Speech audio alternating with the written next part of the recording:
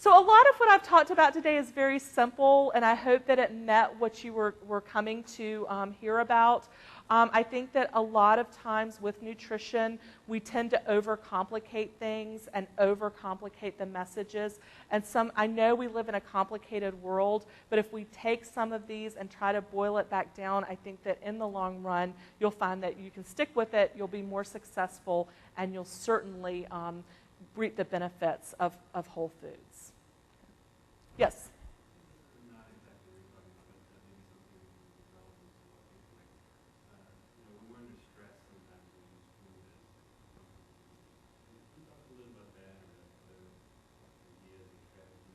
Yeah, I think that's a great thing to bring up. I used to teach a class, and we actually called it distress tolerance.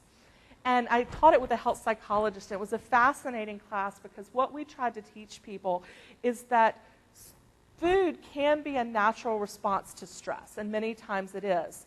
But what you want to do is try to develop a thinking system where it's a choice versus an automatic response. And so you take a moment when you can feel your body tensing up, you feel, your breathing may be changing, you feel the stress coming on, or maybe it's a long period of stress, and you recognize it, and you take a minute and you say, okay, I'm feeling stressed. What am I going to do about it? Okay. Instead of it going automatically from stress to food. You've got a break in there. And so when you take that moment to say, what am I going to do about it? Your brain might say, I know exactly what I'm going to do about it. I am going to go and have whatever that food is. Okay? But it's then become a decision versus just a response. Okay? In that moment where you say, what am I going to do about it, that's where you want to build an arsenal of tools. Okay? Because what am I going to do about it might mean, okay, I'm going to just take a few deep breaths. I'm going to roll my shoulders. I'm going to go walk around my building. Okay, so that's one thing you might do about it. Another thing you might do about it is you're going to say, okay, I'm going to call, maybe you have somebody that always brings you down. I've got a few friends like that. They always bring me down off the ceiling. Okay, I can pick up the phone and I can call Joe. And Joe's going to say, oh, calm down, Terry, it'll be fine. That's two things I can do about it.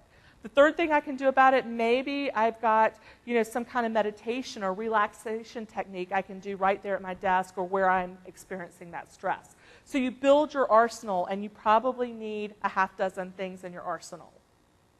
I had a client one time who, she always responded with stress with ice cream. She figured out that was one of her go-to foods, and she actually planted a book in her freezer.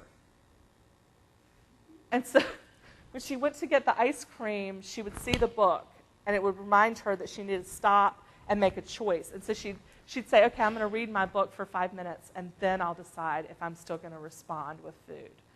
So I don't think using food to respond to stress is always a negative thing. I think it's a negative thing when it's your only tool and it's your only go-to all the time.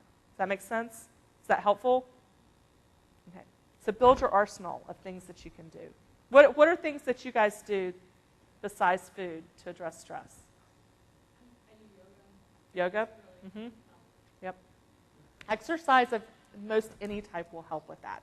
And you may not under stress be able to drop everything right that minute and go run to the gym for 30 minutes, but I bet that in most situations when you're under stress, you could get up and walk around the, your area where you are.